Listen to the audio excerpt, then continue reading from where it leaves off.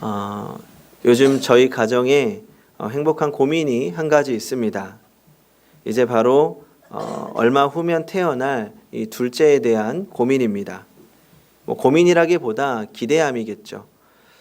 그런데 저보다도 가장 동생을 기대하고 있는 것이 지금 첫째 아들 윤희인 것 같습니다.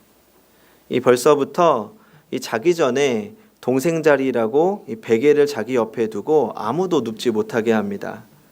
그제는 제가 잠깐 동생 자리에 누웠더니 윤희가 동생이 누워야 한다면서 동생 자리가 없다고 우는 겁니다. 저를 발로 미면서 말입니다. 그 모습을 보면서 제가 무슨 생각을 했을까요? 그 마음이 언제까지 갈까 생각했습니다. 제발 지금 윤희의 마음이 지켜져서 동생과 사이좋은 오누이가 되면 좋겠다고 기도했습니다. 왜냐하면 이 막상 동생이 태어나면 윤희와 동생의 전쟁이 일어날 것이 분명했기 때문입니다.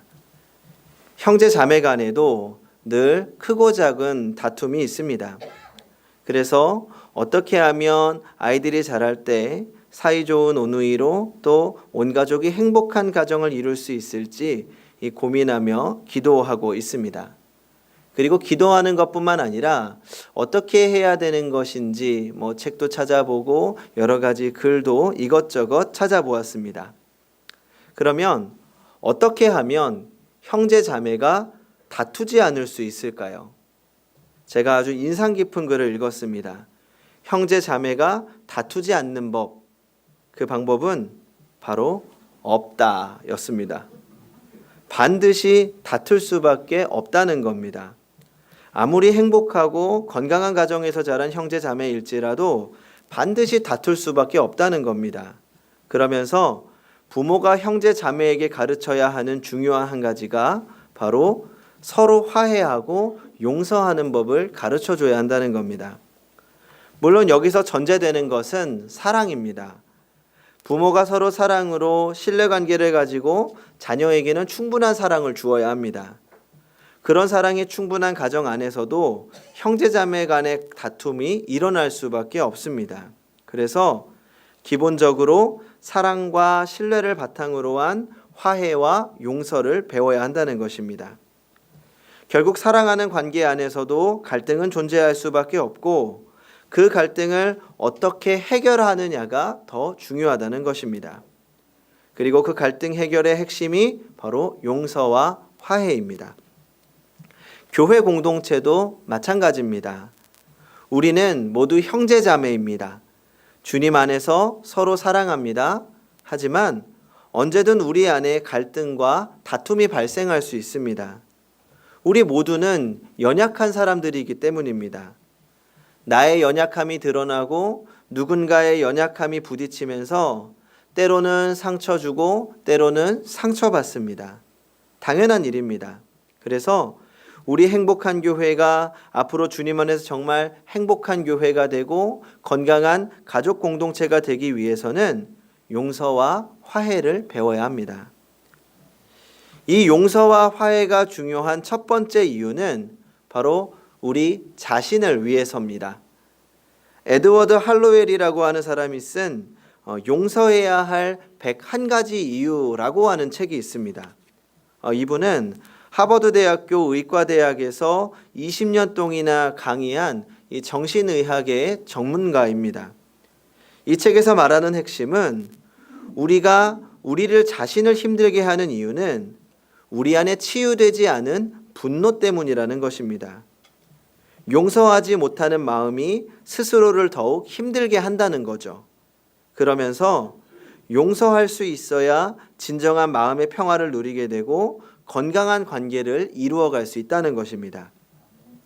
그러면서 대표적인 문제 중 하나로 이 가족 간의 용서와 화해를 이야기합니다. 이 부부 간에도 크고 작은 다툼과 갈등이 있습니다.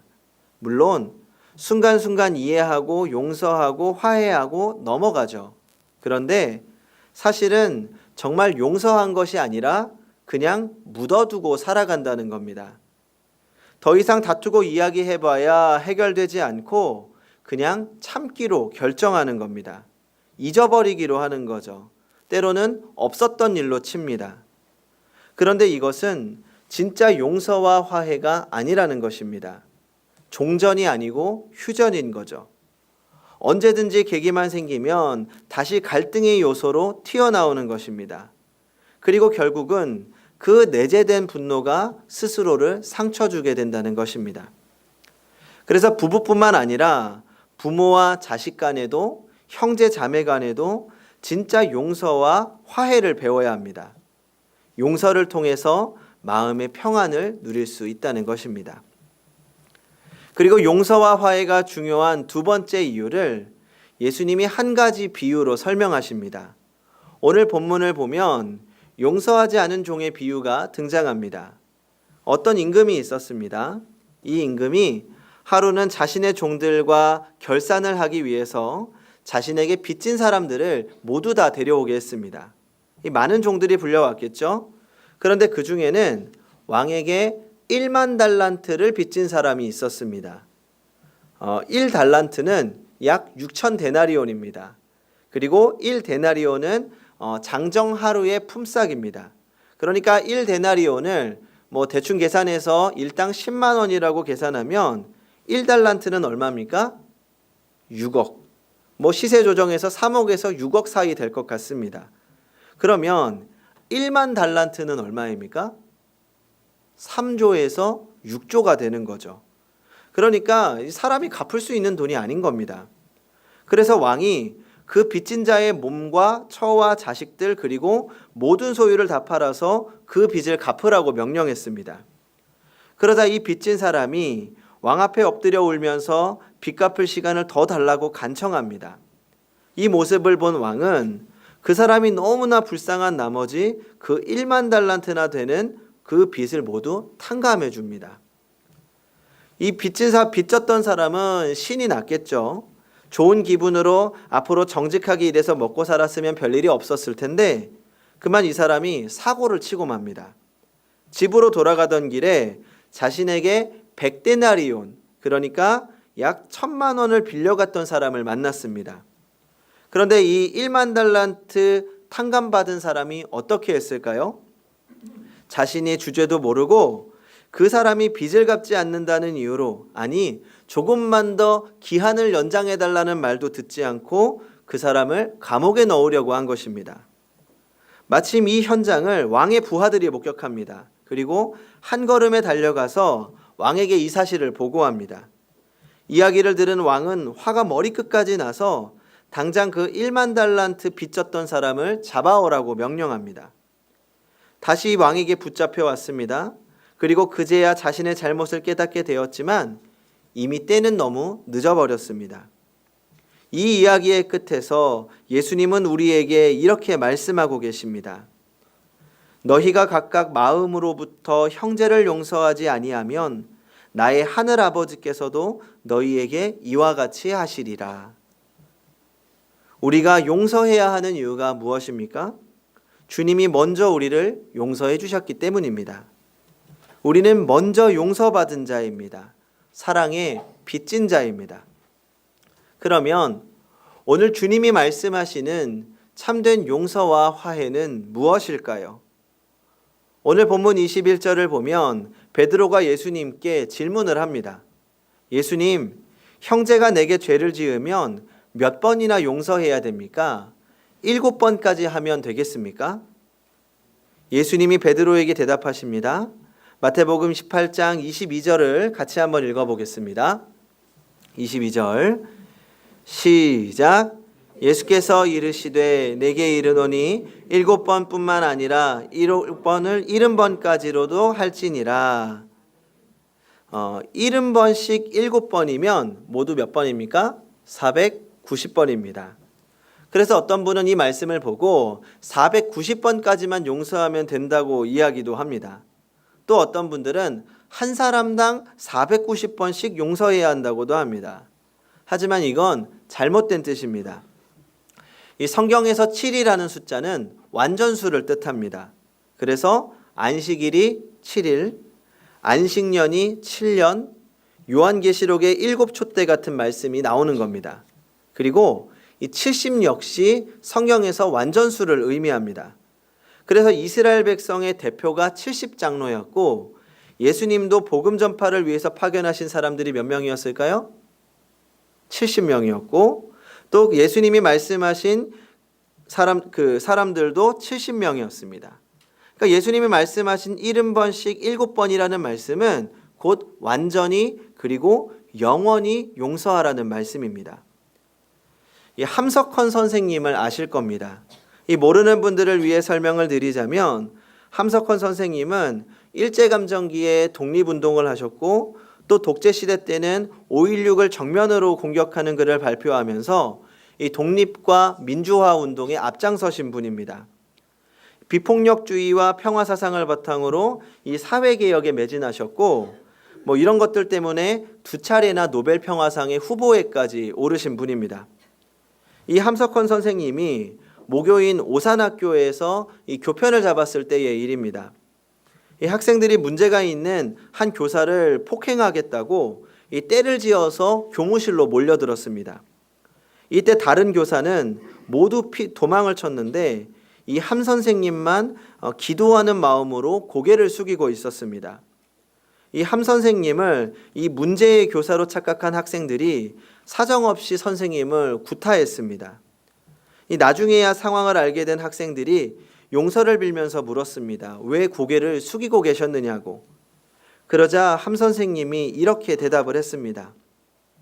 내가 눈을 뜨고 맞았다면 내 사랑하는 제자 중 누가 나를 때렸는지 알 것이 아닌가. 또 자네들도 알 것이고 그러면 내가 어떻게 강단에 서겠으며 또 자네들도 어떻게 나를 보겠는가. 성도 여러분, 참된 용서란 용서했다는 사실조차 인식하지 않고 그 마음으로 수용하고 받아들이고 사랑하는 것을 말합니다. 참 어렵습니다. 과연 우리가 그런 용서를 할 수 있을지 저조차도 의문이 생깁니다. 하지만 주님이 우리에게 보여주시고 우리에게 요구하시는 궁극적인 용서는 바로 이러한 모습입니다. 완전히 그리고 철저하게 용서하는 것입니다. 그러나 우리가 처음부터 이런 높은 수준의 용서의 자세를 가질 수는 없습니다. 그래서 오늘 우리 수준에 맞는 용서의 기술을 제안하려고 합니다. 첫 번째로 나에게 상처 준 사람을 위해서 기도하기입니다. 이때 기도할 때 중요한 점이 있습니다. 상처 준 사람이 정신 차리게 해주세요 라고 기도하는 것이 아닙니다. 그 사람이 비록 문제를 일으키고 나에게 상처를 주었지만 그 사람을 위해 축복하는 기도입니다. 주님이 십자가에 달리셨을 때 그 옆에서는 예수님의 옷을 제비 뽑고 예수님을 조롱하는 사람들이 있었습니다. 주님은 그들을 바라보며 기도하셨습니다. 아버지, 저들을 용서하여 주시옵소서. 자기들이 하는 것을 알지 못함이니이다. 이 주님의 기도를 따라할 수 있는 그 믿음을 위해서 기도해 보시기 바랍니다. 마태복음 5장 43절과 44절을 제가 읽어보겠습니다. 또 내 이웃을 사랑하고 내 원수를 미워하라 하였다는 것을 너희가 들었으나 나는 너희에게 이르노니 너희 원수를 사랑하며 너희를 박해하는 자를 위하여 기도하라. 혹시 이 말씀을 기억하시는 분이 계십니까? 지난 사순절 묵상하는 동안에 제5일째 되는 날 우리가 함께 묵상했던 말씀입니다. 원수를 사랑하고 박해하는 자를 위해서 기도하라. 이 얼마나 무거운 명령입니까? 그런데 그날 말씀 묵상이 끝나고 나서 저에게 문자 하나가 왔습니다. 목사님 감사합니다. 오늘 말씀은 제게 너무 힘든 내용이었어요. 그래서 딱 오늘 하루만 숙제처럼 원수를 위해 기도했어요. 이 문자를 봤는데 성도님의 마음이 느껴지는 겁니다. 그리고 그 숙제처럼 한 기도를 하나님이 얼마나 기뻐하셨을까 생각해 봅니다. 그래서 저도 그 성도님을 위해서 기도했습니다. 주님, 이 성도님의 마음에 용서와 평안이 있게 하여 주시옵소서. 성도 여러분, 주님의 기도를 기억하시기 바랍니다. 나에게 상처 준 사람을 위해 축복하며 기도하고 오히려 그 기도로 나의 상처를 치유하며 주님의 평안을 누리시기 바랍니다. 두 번째로 먼저 용서 구하기입니다. 에베소서 4장 32절입니다. 서로 친절하게 하며 불쌍히 여기며 서로 용서하기를 하나님이 그리스도 안에서 너희를 용서하심과 같이 하라. 서로 용서하라. 여기서 서로라는 말은 사실 먼저라는 말과 같습니다. 하나님이 그리스도 안에서 우리를 먼저 용서하셨습니다. 우리가 회개했기 때문에 용서하시고 예수님을 보내주신 것이 아닙니다. 먼저 사랑하시고 먼저 용서하셔서 예수님을 보내주신 것입니다. 주님은 우리에게 먼저 용서하기를 요구하십니다. 어떻게 보면 용서는 자존심의 문제이기도 합니다. 내가 먼저 용서를 구한다는 것은 나의 잘못을 인정하는 것 같고 자존심이 상하기도 합니다. 또 어떻게 보면 이것은 겸손의 문제입니다. 만약 서로 대접받으려고만 하면 크게 싸움이 납니다. 하지만 어떤 일이든지 겸손하게 서로를 섬기면 문제가 쉽게 해결됩니다. 겸손으로 먼저 용서를 구하는 사람이 사랑으로 승리하는 것입니다. 제가 신학교에 다닐 때 참 열정적으로 가르쳐 주시던 교수님이 한 분 있습니다. 이 조직신학을 가르치시던 이 최윤배 교수님이신데 이분도 이제 거의 은퇴하실 때가 됐습니다. 지금 시간이 지나서 은퇴하셨는지 모르겠습니다. 이분이 공부와 학업에 대한 열정이 정말 대단한 분입니다. 학생들이 열심히 공부 안 하는 꼴을 못 보십니다. 이 장신대 도서관에는 불이 꺼져서는 안 된다고 매 수업 시간마다 침을 튀기며 말씀하십니다. 또 그만큼 본인이 가지고 있는 것을 하나라도 전달하기 위해서 정말 애를 쓰고 열정적으로 가르쳐 주시는 분입니다. 그런데 한 번은 이분의 수업 시간에 한 학생이 수업 시간에 항상 늦고 그리고 들어와서는 졸기만 하는 모습이 교수님의 눈에 띈 겁니다. 그리고 과제도 제때 내지 못하고 수업 시간의 태도도 항상 좋지 않았습니다. 처음에는 그냥 넘어갔지만 이 한 번은 교수님이 참다 화가 나서 그 학생을 일으켜서 혼을 냈다고 합니다. 그런데 그 학생이 교수님이 하시는 말씀을 듣더니 더 큰 소리로 교수님을 향해서 소리쳤습니다. 나는 교수님이 나처럼 눈이 멀기를 원합니다. 후에 알고 봤더니 그분은 눈이 보이지 않아서 낮에는 공부를 하지만 밤에는 안마사로 일했기 때문에 이 피곤해서 수업 시간에 늦고 졸았던 것입니다. 만약 성도님들이 교수님이라면 어떻게 하시겠습니까? 교수님은 그 이야기를 듣고 아차 싶었습니다. 그리고 하나님께 회개 기도하면서 또 그 사람에게 용서를 빌기로 마음먹으셨습니다. 그리고 사람이 없는 한적한 곳으로 그분을 조용히 불러냈습니다. 그리고 그분 앞에 무릎을 꿇고 눈물을 흘리며 용서를 빌었습니다. 제가 잘못했습니다. 용서해 주십시오. 교수님이 학생 앞에 무릎을 꿇고 눈물을 흘리며 용서를 비셨다고 합니다. 저는 그 이야기를 듣고 큰 충격을 받았습니다. 아무리 학생이 상처를 받았지만 자신에게 저주의 말을 퍼부은 사람인데, 그리고 내가 명색이 교수인데 학생 앞에서 무릎을 꿇고 눈물을 흘리면서 용서를 구할 수 있을까? 하지만 그것이 우리 마음에 품어야 하는, 그리고 우리가 닮아야 하는 예수님의 겸손과 사랑이라는 것을 깨달았습니다. 성도 여러분, 주님이 먼저 사랑하셨기 때문에, 그리고 우리 자신의 평안을 위해서 꼭 기억해야 될 말씀입니다. 사랑하는 가족, 친구들, 그리고 교회의 지체들과의 관계 안에서 용서와 화해로 참 평안과 기쁨을 누려야 하기 때문입니다. 그러므로 언제나 우리를 향한 주님의 사랑을 먼저 기억하시기 바랍니다. 또 주님을 닮아 사랑과 용서로 참 평안을 누리는 성도님들이 되시기 바랍니다. 기도하겠습니다. 우리의 많은 죄에도 불구하고 우리를 먼저 용서하시고 먼저 사랑하신 하나님 감사합니다. 하나님께서 용서할 수 없는 우리의 죄를 용서하시기 위해 그 아들을 보내셨음을 기억합니다. 우리를 사랑하신 그 사랑을 기억하며 주의 사랑과 용서를 담게 하여 주시옵소서. 여전히 용서하지 못하고 묻어두고 있는 내 안에 상처와 분노들이 있습니다. 부부간에, 부모와 형제간에 우리 안에 숨겨진 상처들이 용서와 화해로 치유되게 하시고 참 평안을 누리게 하여 주시옵소서. 늘 주님의 마음으로 서로 사랑하고 섬기며 기쁨을 누리며 살게 하여 주시옵소서. 예수님의 이름으로 기도합니다. 아멘.